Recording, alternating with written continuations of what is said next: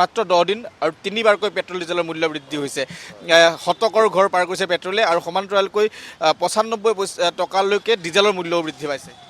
হয়, বৰ্তমান আপোনাৰ গম পাইছোঁ 3 টকা নে 4 টকা এটা বৃদ্ধি হৈছে। তো চৰকাৰখনৰ কাৰণে বৰ বিশেষ ক'ব লগা একো নাই। তেওঁলোকে যিহেতু এটা বিশেষ পৰিস্থিতিত যুঁজি আছে, দেশবোৰ সংকটত পৰিছে, যুদ্ধকালীন পৰিস্থিতি সময় হৈছে।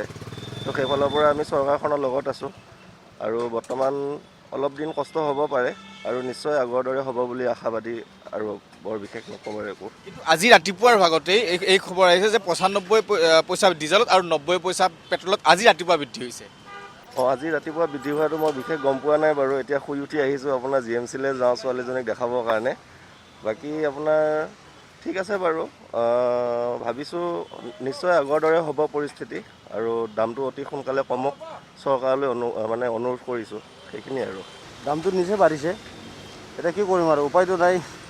যি চৰকাৰে যি ঘোষণা কৰে সেইমতে আমি চলিব লাগিব আৰু, হয় কি নহয়? হয়, ধেৰখিনি বস্তু আৰু বহুতখিনি বস্তুৱে মানে বাঢ়িছে এতিয়া দামটো, দিনে দিনে বাঢ়ি আছে আৰু।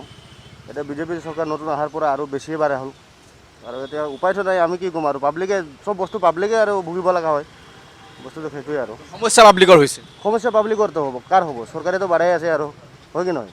আমি দিনত যোনটো আমাৰ যোনটো দৰমহা যোনটো টকা পইচা সেইটো বাঢ়া নাই, অকল দামটোৱে বাঢ়ি আছে। যিমানটো আছে আমাৰ সেইখিনি আছে টকা পইচাবিলাক। উপাৰ্জন বঢ়া নাই কিন্তু খৰচ বাঢ়িছে। খৰচ বেছি বাঢ়িছে, হয়। উপাৰ্জনটো বাঢ়া নাই। আমাৰ যিখিনি মানে মাহৰ যিখিনি দৰমহা পাতি পোৱা যায় সেইখিনিয়ে দৰমহা আৰু আমাৰ, খালি বস্তুবিলাকৰ দামেই বৃদ্ধি বাঢ়ি আছে। আৰু আমাৰো কিবা এটা বাঢ়িলে ভাল হ'লে হয়, হয় কি নহয়? সেইটোতো এজ এ মই নিজে ষ্টুডেণ্ট, সেইটো বহুত প্ৰব্লেমৰ কথা হৈ গৈছে। যেনেকৈ বৃদ্ধি পাইছে, উপায় নাই আৰু। কিন্তু দিগদাৰটো হ'ব এতিয়া, সদায় সদায় কলেজ যাব লাগে, বহুত দূৰ হয়। তো দামটো দিনে দিনে বৃদ্ধি পাই গৈছে।